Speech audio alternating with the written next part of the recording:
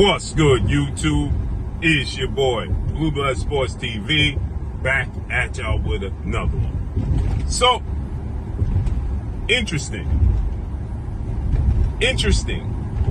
Gervonta Tank Davis says he's the face of the sport of boxing.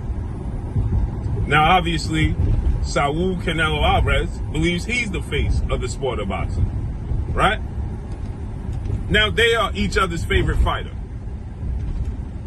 And they have something in common, which is they strategically are maneuvering who they want to fight when they want to fight them.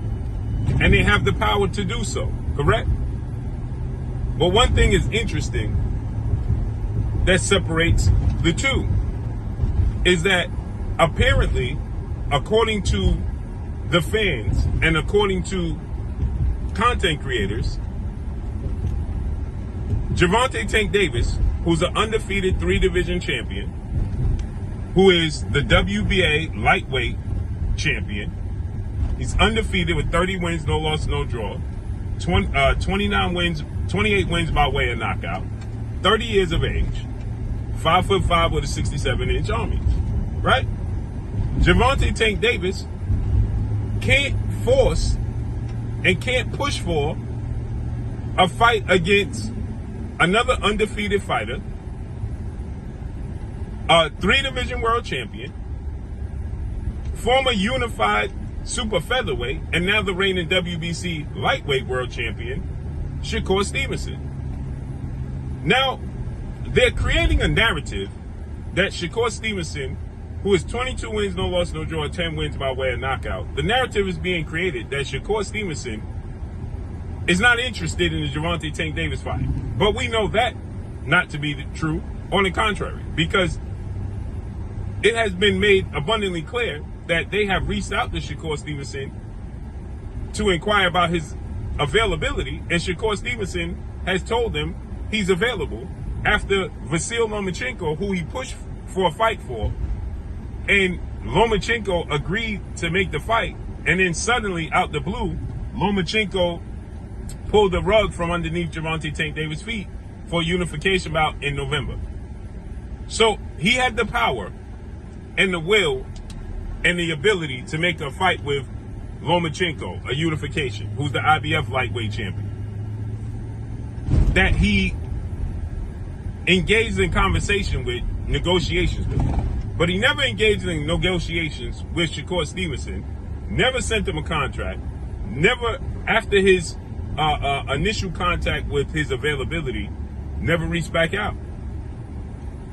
And so, because they assume that Shakur Stevenson, according to his longtime trainer, mentor, big brother, father, uncle figure, Coach Calvin Ford, he stated that these fighters are looking for the same $30 million that Ryan Garcia got. Ryan Garcia didn't get $30 million. He got $2.5 million or $5 million, depending upon what source you decide that you want to go with. Right? So it just happened so the fight was successful enough that he got $30 million on the back end. That's what it ended up being. That's not what he didn't know he was getting $30 million. Right? But they don't know what Shakur Stevenson going to ask for because they never asked him. But apparently they're stating that Shakur Stevenson is not showing enough interest in making a fight with Gervonta Tank Davis because he signed with the rival of Gervonta Tank Davis for 2 fights in Matchroom CEO and promoter Eddie Hearn and DAZN to fight Joe Cordina October 12th and then Williams Zepeda in February. So they're saying that because Shakur Stevenson is with Eddie Hearn and Gervonta Tank Davis doesn't like Eddie Hearn, then that hinders him from fighting Shakur Stevenson. Well, that's a lie, because when Gervonta Tank Davis feels like a fighter that Eddie Hearn has is somebody he wants to fight, he don't mind doing business with Eddie Hearn, as he did when he suddenly out the blue reached out to Eddie Hearn and to fight undefeated welterweight British superstar boxer, the son of a legend, Nigel Benn, in Conor Benn. Conor Benn fights at 147 in his last couple of fights. Prior to his last 4 fights ago, he was fighting at a catchweight at 150, but tested positive for a banned substance ahead of his showdown with Chris Eubanks Jr. and got suspended. So he fought 2 fights at 150 or 47 catchweights. Tank fights at 135, and they told you that Tank Davis can't fight Devin Haney, who fought at 140, and Devin Haney ran to 140 to avoid Tank Davis. Well, how could that be possible when Tank Davis now reached out to Eddie Hearn to fight Conor Benn, obviously above 135, and negotiated with Eddie Hearn so far that he even instructed Eddie Hearn to reach out to PBC founder and advisor Al Heyman, Tank's advisor. So Eddie Hearn reached out to Al Heyman, and then ultimately they couldn't get a deal done because Tank Davis wasn't happy with the guaranteed purse of $15 million that they was offering. But he was negotiating with Eddie Hearn, though. He didn't have no problem negotiating and talking to Eddie Hearn, converting back and forth, going back and forth in conversation to stage a fight with Conor Benn. That was going to happen if they met the requirements, the number he was looking for. Right? So now Shakur Stevenson is the exception, though. Shakur Stevenson with Eddie Hearn is a no-go. Conor Benn with Eddie Hearn is the green light. Make this make sense. And Canelo Alvarez has never had an issue making a fight with anybody he wanted to fight. Canelo Alvarez get whatever fight he so chooses that he wants to fight.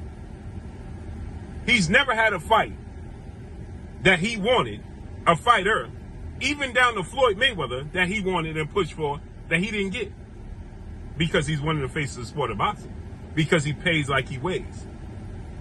You're going to get your highest payday of your career fighting Canelo. That's why he said, payday, you want payday. I know that. Well, that's what the fans claim when it comes to Gervonta Tank Davis. That people are calling him out because they want to pay that. You're supposed to get life-changing money when you fight those types of fighters. So why isn't Shakur Stevenson getting life-changing money? Why aren't they even offering him life-changing money? How come he can't secure